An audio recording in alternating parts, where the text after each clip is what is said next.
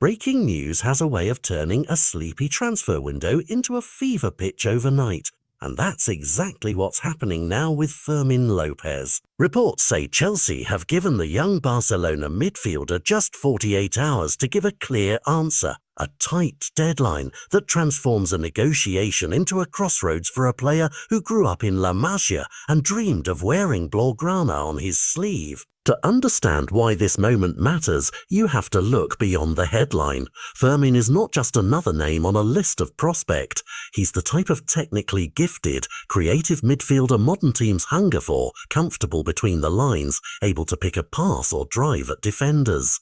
For years, he's been on the periphery of Barca's first-team plans, training with stars, learning the Barca way, but also competing in a crowded midfield where minutes are precious and rotation is ruthless. That context is crucial because the ultimatum isn't simply about money, it's about opportunity. The BUI stab and Chelsea, according to the chatter, are offering the promise of a prominent role, clear pathways to regular starts, a tactical plan built around youthful energy, and the kind of responsibility that can accelerate a career. On the flip side, staying at Barcelona means embracing competition, continuing to fight for minutes under a manager carefully balancing form, experience and expectations. The spark that likely pushed this to the surface was a recent matchday decision that left Fermin frustrated, not being in the starting 11 and then seeing limited or no time when the team needed a spark. Moments like that weigh on young players.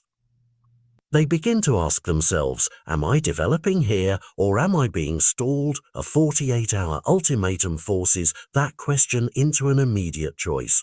Accept a guaranteed leading role in a new environment or remain in the club that shaped you but where minutes might be scarce. The stakes are both practical and emotional. One path offers rapid exposure and responsibility in a high-pressure league. The other offers loyalty to a club identity and the possibility of breaking through on home soil. For Barcelona, the ramifications are serious.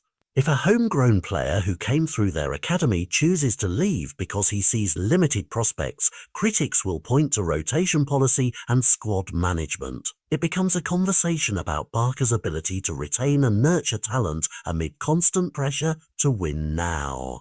For Chelsea, securing a talent like Fermin would be a signal of intent, to blend youthful technical ability with their competitive setup and to tell other young players that Stamford Bridge is a place to grow. Tactically, Fermin brings a creative spark that could change how a midfield is constructed. He can link play, find tight passes and arrive late into the box. That versatility is gold to coaches who want fluid, multi-phase attacks. But transfers aren't only about tactics, they're also about timing and the psychological leap a player must take. At 21, Fermin is at an age where minutes equal development. Accepting a move could mean immediate growth but also immediate pressure to perform in a league that is faster and more physical. Staying at Barcelona might be safer socially and culturally but risks stagnation if opportunities remain limited. Fans, pundits and club executives will all try to influence the decision, each with their own lens, pride, profit or projection. The human element is essential here, a young athlete deciding where to plant his future, where to build a legacy. In the next 48 hours, we may see a deal formalized or we may see a moral victory for patience and persistence if Fermin decides to fight for his place.